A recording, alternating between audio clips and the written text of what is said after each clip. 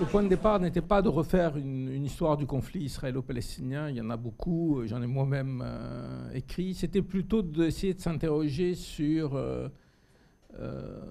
pourquoi aujourd'hui la Palestine est devenue un conflit qui mobilise tellement à travers le monde. Pas seulement dans la région, évidemment, où les gens sont directement impliqués, mais aussi dans les différents continents, en Europe, en Amérique latine. Au moment de l'invasion israélienne de Gaza, ça m'avait frappé de voir dans plusieurs pays d'Amérique latine des paysans latino-américains manifester en faveur de Gaza. Pourquoi un conflit à un moment devient un conflit emblématique? C'est difficile de le dire.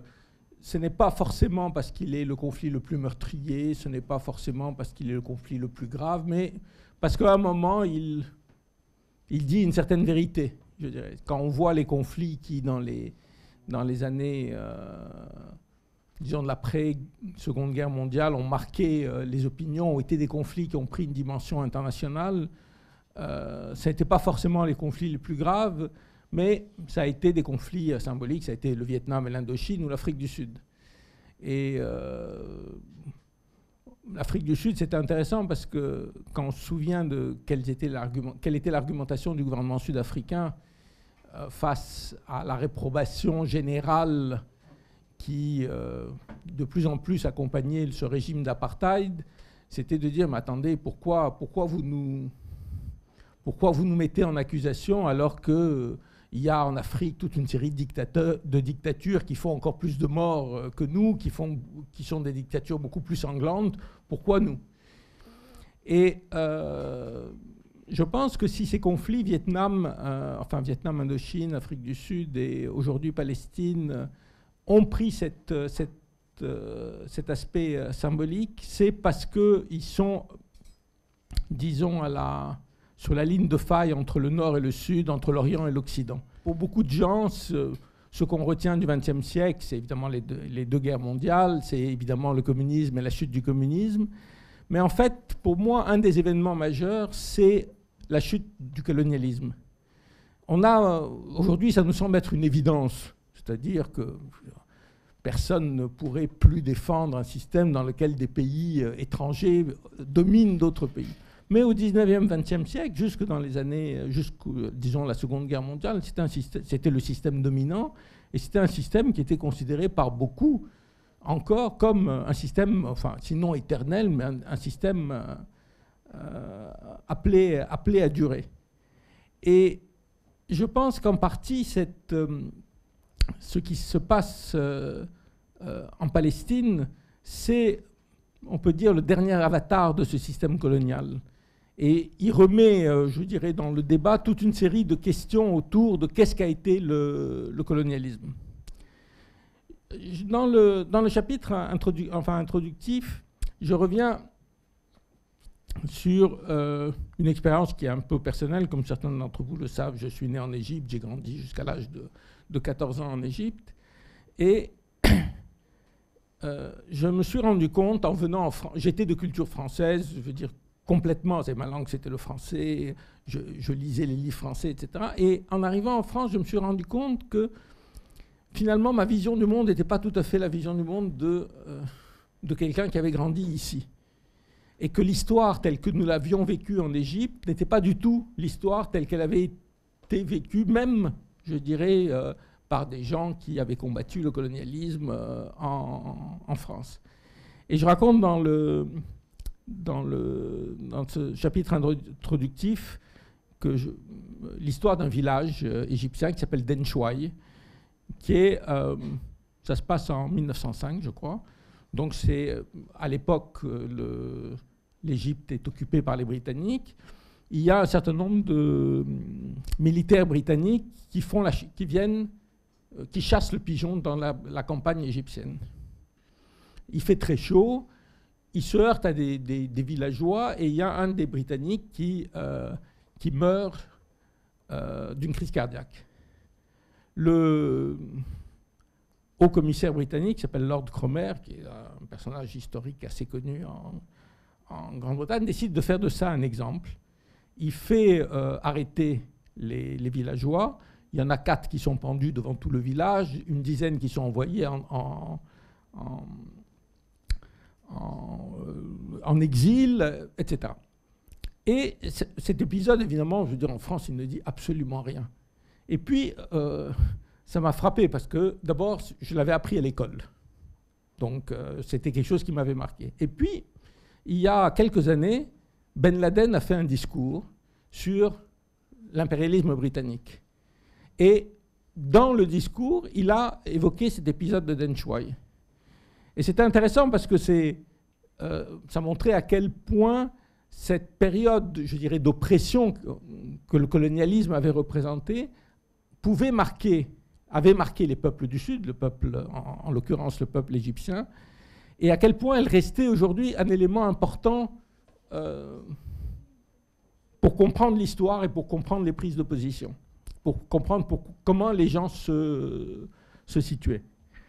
Et je dis d'une certaine manière que quand j'arrive en France, je crois que c'était en seconde, donc j'apprends l'histoire française, donc l'expédition égyptienne, l'expédition de Bonaparte en Égypte. Et donc, une vision qui est de dire, mais Bonaparte, il apporte la civilisation, il y a les savants avec lui,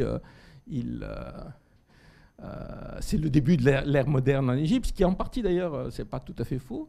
Mais là aussi, moi j'avais appris une histoire totalement différente, c'est-à-dire des soldats qui arrivaient animés par les idéaux de la Révolution et qui en même temps ne comprenant pas, c'est pas forcément de manière délibérée, mais parce qu'ils étaient complètement étrangers à la culture, à la religion, à ce qui se passait là-bas, sont rejetés par la population parce qu'ils apparaissent pour ce qu'ils sont, c'est-à-dire des conquérants étrangers. Dans l'histoire du XXe siècle, qui a été largement, pour nous, une histoire, je dirais, qui est une histoire écrite d'un point de vue occidental. Une histoire, je dirais même divisée. Enfin, quand vous regardez les livres d'histoire que vous avez, vous et moi, appris à l'école, et les divisions 1789, 1848, 1848, 1914, etc., c'est des choses qui sont complètement européennes. C'est de dire finalement, le monde s'organisait autour de l'Europe et le reste était plus ou moins secondaire. Et aujourd'hui, je pense que c'est une vision qui est remise en cause en partie, qui est remise en cause à la fois parce que ce qui a été pendant 2 siècles le centre du monde, c'est-à-dire globalement l'Europe et les États-Unis, l'est un peu moins, avec l'émergence de la Chine, l'émergence de l'Inde, l'émergence du Brésil, etc. Et que cette montée en puissance de pays qui étaient jusqu'à présent considérés comme des pays retardataires ou des pays relativement marginaux. Et donc, on assiste à une réécriture de l'histoire dans laquelle, finalement, cette centralité de l'Europe et de l'Occident est remise en cause. Encore une fois, non pas que l'Europe et l'Occident n'ont pas joué un rôle très important dans le 19e et 20e siècle, mais en fait, il y a aujourd'hui un courant qui se développe, qui est très important, qui s'appelle l'histoire globale, qui est de montrer qu'on ne peut pas étudier l'histoire du monde uniquement à partir de l'Europe. C'est-à-dire qu'on ne peut pas comprendre, par exemple, ce qu'a été la Renaissance européenne sans comprendre les relations de Venise avec l'Empire ottoman, sans comprendre le poids que la Chine a eu et dès le XIIIe, XIVe siècle, dans toute une série d'inventions qui sont arrivées, etc. En fait, la question palestinienne, elle est à la convergence de 2 phénomènes différents. D'un côté, le colonialisme, et ce qu'a été le colonialisme au XIXe et au XXe siècle, et de l'autre, une question qui fait la spécificité de ce problème palestinien, qui est la question juive. Ce qui se passe avec le mouvement sioniste, c'est le mouvement qui dit les Juifs sont un peuple, ils ont été chassés de Palestine il y a 2000 ans, ils doivent y retourner. C'est un mouvement qui se développe au XIXe siècle et qui ressemble un peu à tous les mouvements nationalistes d'Europe de l'Est qui se développent au même moment, hongrois, serbes, etc., qui revendiquent l'identité nationale. Mais là où il y a une différence, c'est qu'effectivement, ils disent nous n'avons pas de territoire, le territoire, c'est la Palestine. Et donc, ils vont développer un mouvement d'installation en Palestine, un mouvement qui est typiquement un mouvement colonial. Et je crois que c'est important à comprendre. D'ailleurs, à l'époque, si vous voulez, fin du 19e, début du 20e siècle, c'est affirmé comme tel, ça ne pose aucun problème. Je veux dire, à l'époque, en tous les cas en Europe, le colonialisme n'a pas le côté négatif que ça a aujourd'hui. Donc c'est colonialisme, mais ce n'est pas seulement une question idéologique, c'est une question de comportement sur le terrain. Et le comportement sur le terrain, c'est, en gros, nous avons affaire à des populations locales qui sont au pire des barbares, au mieux des gens retardés, et que nous allons, alors selon les cas de colonialisme, soit civiliser, soit petit à petit expulser. Et en fait, ce qui se passe, c'est qu'il va y avoir de facto une expulsion avec notamment l'achat de terres, le développement du mode d'ordre de travail juif, c'est-à-dire que sur les colonies agricoles qu'on fait, on expulse les travailleurs arabes au nom du fait qu'il faut régénérer le peuple juif et donc le faire travailler. On est dans une entreprise qui est réellement, je veux dire, là, qui n'est pas très différente de ce qui se passe en Afrique du Sud, de ce qui se passe en Algérie, de ce qui se passe en Australie, avec en plus une justification qui est le fait que à l'époque, on est vraiment convaincu que nous sommes, les Occidentaux, les Européens, nous sommes l'avant-garde de la civilisation et que les gens qui vivent dans ces conditions misérables en Afrique ou au Proche-Orient, etc., il faut qu'ils se mettent à... Nous allons les civiliser. Nous avons un devoir de civilisation. Cet élément de... si vous voulez, de colonialisme et de conquête de la terre et d'expulsion des paysans va être un élément très important de ce qui se passe en Palestine. Je dirais des premiers colons sionistes qui s'installent jusqu'à aujourd'hui. Quand vous parlez aujourd'hui, quand vous suivez les négociations israélo-palestiniennes, et on vous dit que les colonies sont au centre des débats, ce n'est pas seulement une question de gens installés ou d'immeubles qu'on a construits. Les immeubles qu'Israël construit en Cisjordanie ou à Jérusalem-Est, c'est sur la terre palestinienne. C'est-à-dire c'est sur des terres qui sont conquises, c'est des terres dont on expulse les gens. Et je pense que cette idée de la conquête de la terre, c'est aussi une des idées qui fait que quelqu'un de totalement étranger, étranger, c'est-à-dire loin du conflit, peut d'une certaine manière se sentir concerné. Alors toute cette histoire, si vous voulez, de coloniale, elle a été occultée en Europe par la question juive. Dans la naissance du sionisme historique, dès le XVIIe, XVIIIe siècle, c'est-à-dire il y a eu des courants du protestantisme qui, s'appuyant sur une lecture, réellement je ne pourrais pas vous dire quoi exactement de l'Ancien Testament, ont développé la théorie que le Messie reviendrait quand tous les Juifs seraient regroupés en Palestine. Ce n'est pas très clair de savoir si le Messie allait les convertir ou les massacrer. Hein. Donc vous voyez, ce n'est pas un sentiment philosémite très important. Mais ça a joué un rôle réellement important dans l'imaginaire occidental et par exemple chez les Britanniques, ça a joué un rôle important. Et vous avez raison de dire aujourd'hui que le lobby pro-israélien américain et si on peut dire, deux pieds. Un, c'est une partie de la communauté juive organisée, et l'autre, les fondamentalistes.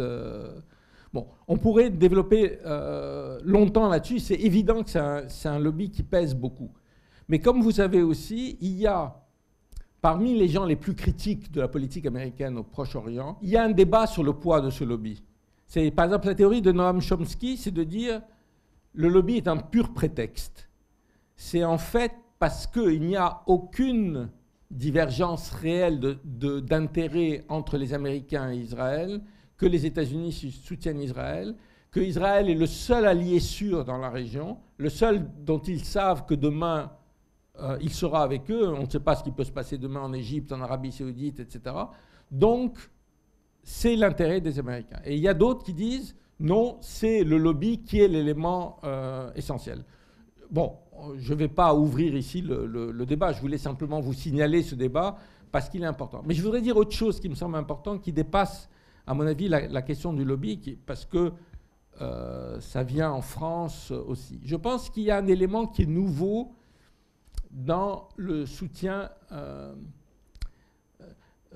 à Israël, disons en Europe et en Occident en général. Il y a eu toujours un élément, encore une fois, je cite dans des passages de Joseph Kessel qui seront en Palestine dans les années 20, et où il compare des colonies juives et des villages arabes. Et je veux dire, on sent vraiment, et c'est pas, il n'y a pas de haine chez lui, c'est vraiment, il y a la civilisation d'un côté, les barbares de l'autre. Je veux dire, c'est quelque chose qui a vraiment façonné la pensée européenne sur qu'est-ce qui se passait sur le terrain. Aujourd'hui, il y a un élément, je dirais, qui est supplémentaire et qui est né en gros, enfin bon, avec septembre 2001 et qui est bon. C'est l'idée qui était déjà présente au XXe siècle, mais avec beaucoup plus de force, que Israël est un poste avancé de l'Occident dans sa lutte contre l'islam. Et ça, c'est revenu très fort. Et c'est quand vous regardez la montée aujourd'hui de l'extrême droite en Europe, pour nous, souvent, l'extrême droite, c'est une extrême droite. Je veux dire, une des caractéristiques de l'extrême droite, c'est l'antisémitisme, historiquement en Europe. Or, aujourd'hui, on voit surgir de nouveaux courants qui est... ça m'avait frappé sur je ne me rappelle plus son nom, le fondateur, pas le fondateur, l'initiateur du référendum contre les minarets en Suisse. Il a donné une interview pour dire « Oui, nous soutenons Israël parce que si Israël tombe, demain, les combats seront dans nos rues. » Et je pense que ça, c'est aussi un élément idéologique qui pèse, c'est-à-dire l'idée quand même qu'on est en guerre avec les musulmans, avec l'islam, c'est une idée qui, à mon avis, commence à pénétrer pas mal dans les opinions occidentales et qui amène, curieusement, c'est pas lié directement à Israël, mais ça amène l'idée que finalement, Israël est notre allié dans ce combat. Vous savez, aujourd'hui, il y a l'idée... si vous êtes hostile au sionisme, c'est que vous êtes antisémite, etc. Je dis, il faut rappeler, le mouvement sioniste a été un des mouvements qui s'est organisé dans les communautés juives, surtout en Europe de l'Est, et qui a été un mouvement qui, jusque dans les années 40, est un mouvement ultra-minoritaire. C'est-à-dire, il est minoritaire à la fois idéologiquement, mais je dirais il est minoritaire dans les faits. Je raconte dans le livre une blague juive qui dit quand même quelque chose. On est dans les années 50 en Israël et il y a Lévi et Moshe qui sont en train de piocher la terre dans le Negev pour faire refleurir le désert. Et Moshe demande à Lévi, mais dis-moi, quand est-ce que Dieu nous a promis cette terre? Lévi réfléchit, il lui dit, écoute, c'était il y a 6000 ans. Et Moshe lui répond, il a fallu que ça tombe sur nous. Et je dirais, chaque fois que les communautés juives opprimées, et elles ont été opprimées évidemment, je veux dire, personne ne le nie, dans un certain nombre de pays, ont pu choisir leur terre promise, ça a été les États-Unis. C'est-à-dire entre 1880 et 1920, qui sont en gros les grandes vagues antisémites avant l'avènement du nazisme, les grandes vagues antisémites dans l'Europe tsariste. Je crois qu'il y a en gros, enfin, je ne suis pas tout à fait sûr des chiffres, 1,5 million de juifs qui partent aux États-Unis et il y en a 30 000 qui vont en Palestine. Sur disons, dans les communautés juives organisées, je dirais non seulement le sionisme n'est pas majoritaire, mais il subit la concurrence à la fois des idéologies dites internationalistes, c'est-à-dire communistes et socialistes, des gens qui sont pour l'assimilation, c'est-à-dire des gens qui pensent que quel que soit leur rapport à l'identité juive, ils sont français, allemands, etc., ils ne sont pas différents, et d'un grand parti dont je ne dirais pas ici quelqu'un, qui s'appelle le Bund, qui est un parti disons socialiste, qui se développe surtout dans l'Empire tsariste et qui est un parti qui, jusque dans les années 30, a joué un rôle très important. Donc je crois que c'est important de comprendre que cette hégémonie, disons, du sionisme n'est pas du tout quelque chose d'acquis et qu'il y a eu tout au long de l'histoire, mais surtout dans ces années-là, une opposition importante des communautés juives au sionisme, sans parler de l'opposition religieuse des rabbins qui disaient on ne peut pas recréer l'État juif avant la venue du Messie, ce qui était une vraie opposition. La question qui évidemment se pose, c'est après les années 30, avec l'avènement du nazisme, qui a évidemment donné au sionisme un argument en disant, vous voyez, nous avons toujours été menacés, et donc notre seule garantie, c'est l'existence d'un État. Quoi qu'il en soit, je veux dire, la communauté juive en Palestine va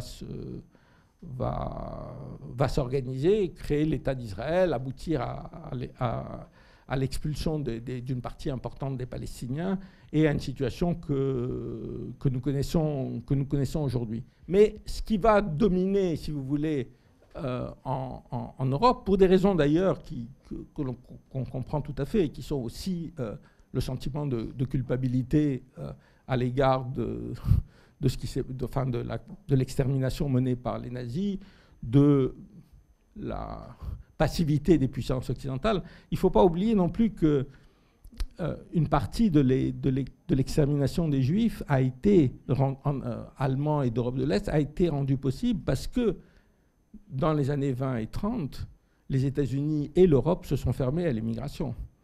Et ça visait principalement les Juifs. Et comme j'ai dit, s'ils avaient pu choisir, ils n'auraient pas choisi, enfin ceux qui ont immigré n'auraient pas choisi la Palestine, ils auraient choisi les États-Unis. Donc tout ça va faire qu'il va se créer un sentiment de solidarité. Ça va être très fort en France, par exemple, en 1947-1948, avec les communautés juives, enfin la communauté juive en Palestine qui se bat pour un État, et va aboutir à, disons, un récit qui est complètement dominé par deux paradigmes, si on peut dire.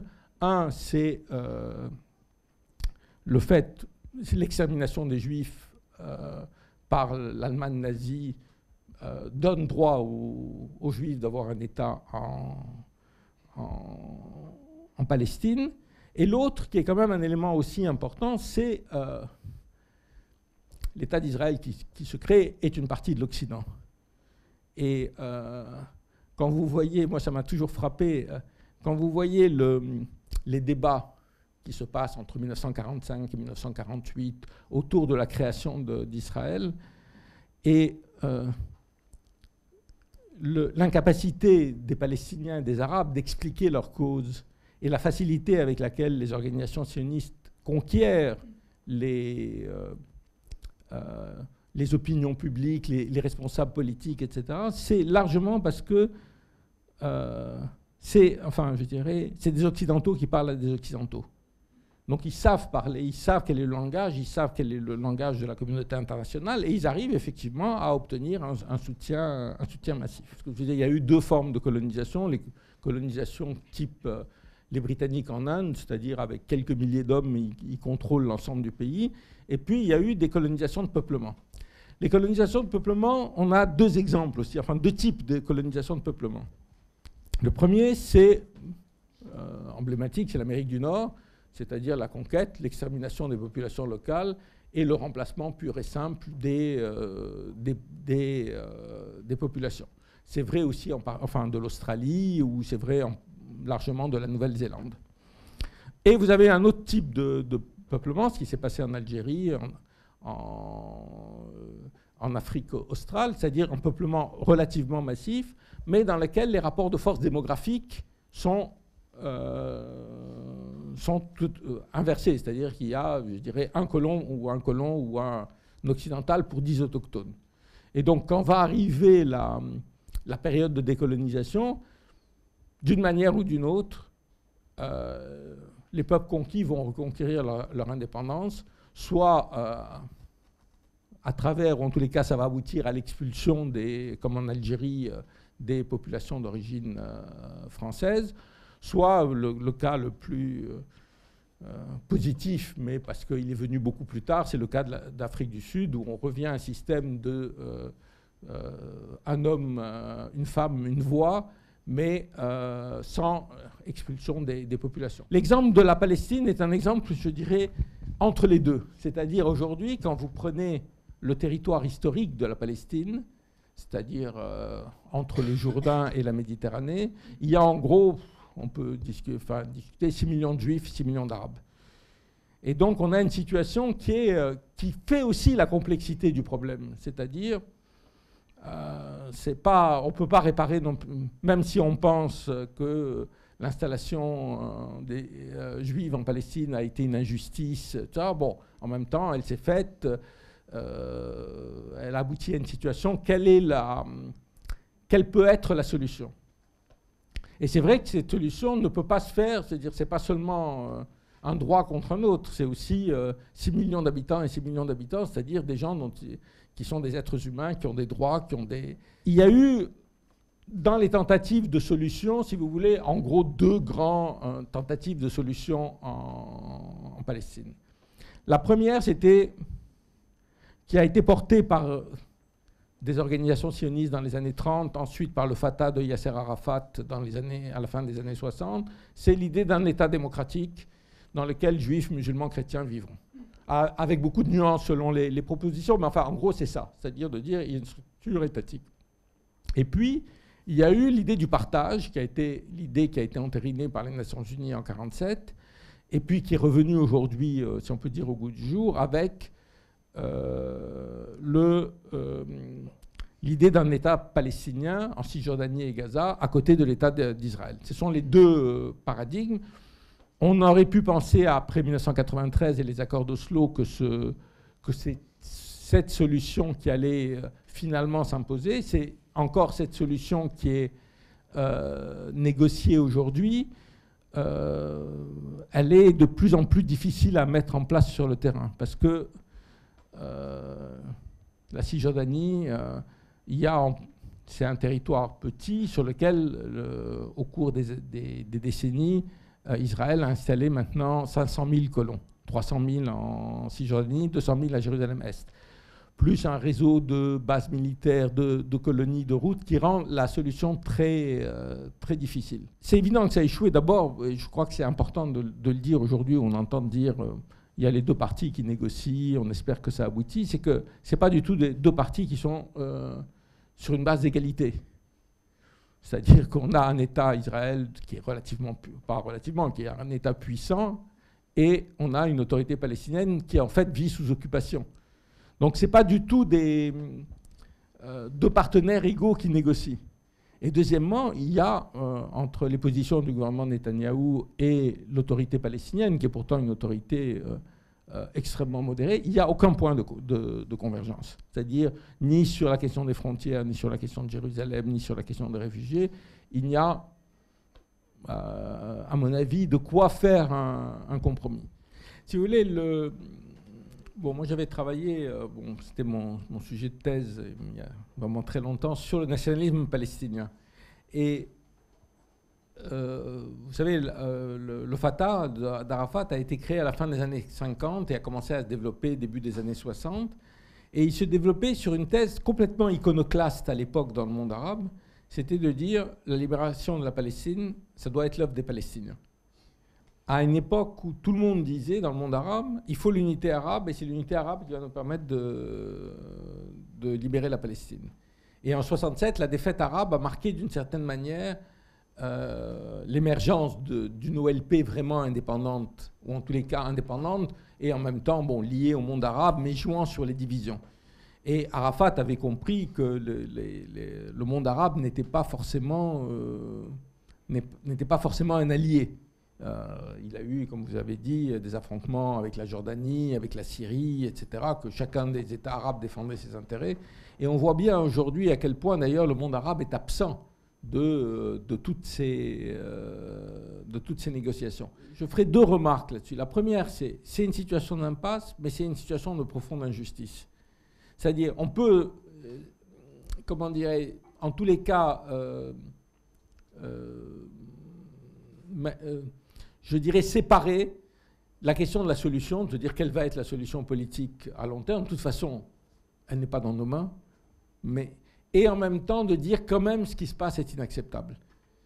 Et je crois qu'il ne faut pas que l'absence de solution nous amène à nous dire finalement c'est pas très important ce qui se passe là-bas. Non, c'est important.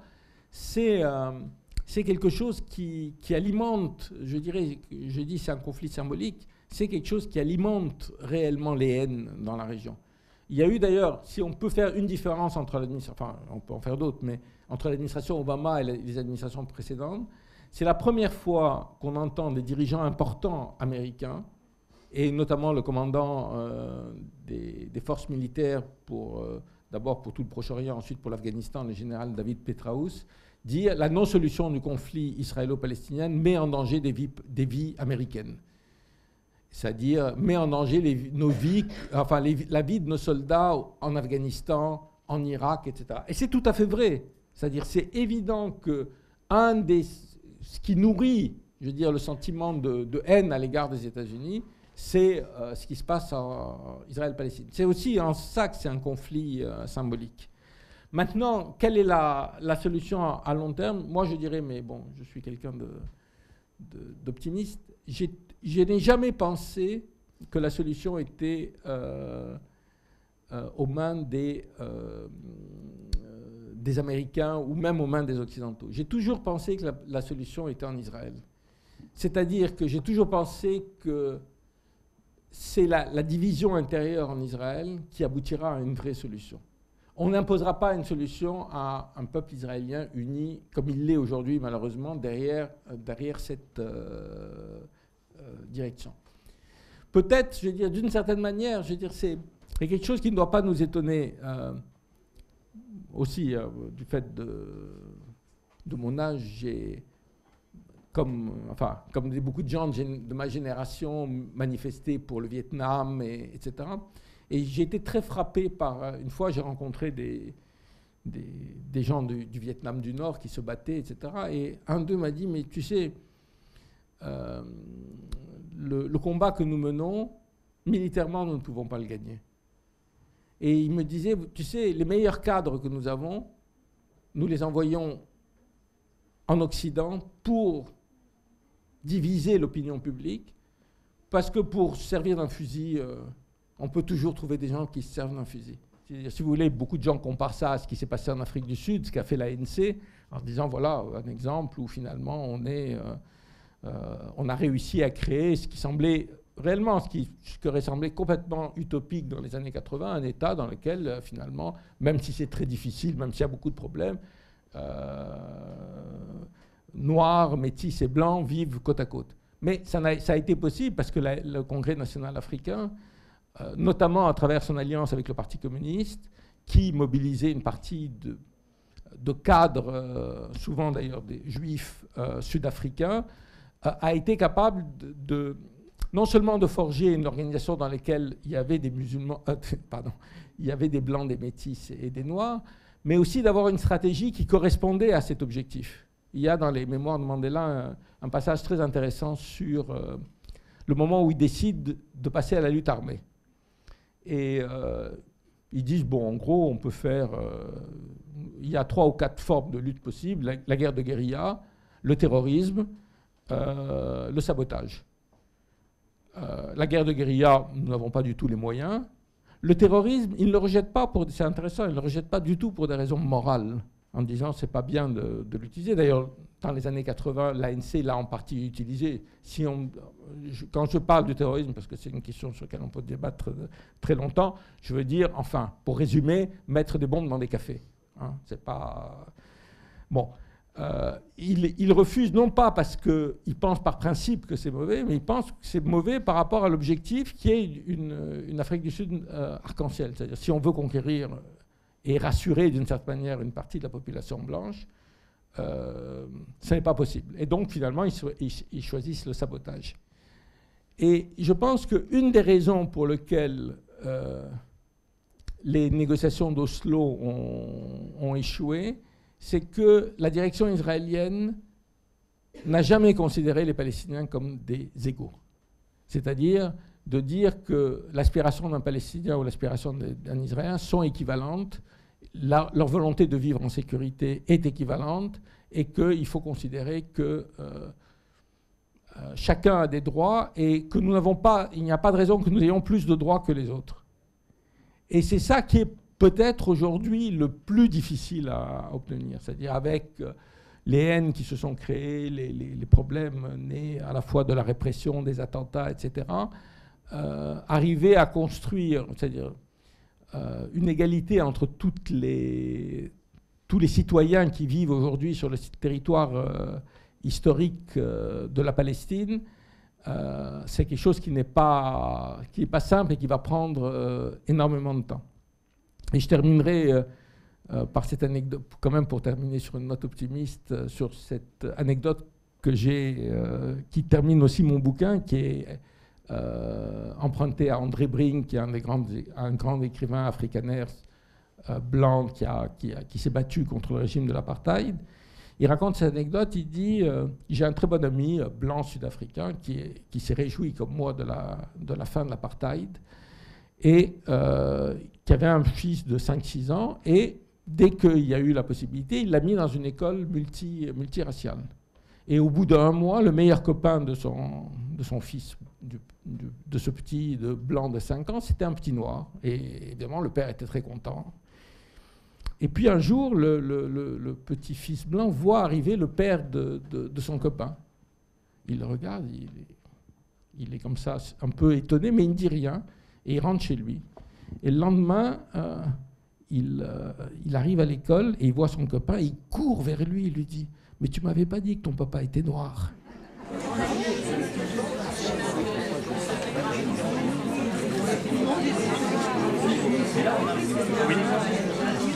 Oui.